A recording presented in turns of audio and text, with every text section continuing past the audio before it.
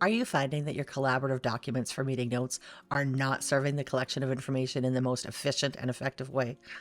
It takes time to comb through those documents to determine what was discussed and actioned out as part of each meeting. The collaborative team meeting inherent in the WeCollab system was designed to enhance transparent communication while maintaining accessible records specific to students as well as the individuals responsible for taking action. During a collaborative team meeting, multiple students may be identified as having a key issue, with supports and actions being identified accordingly.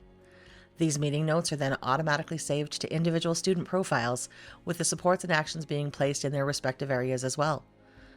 User actions from meetings are gathered into one area to create a to-do list for each staff member connected to WeCollab.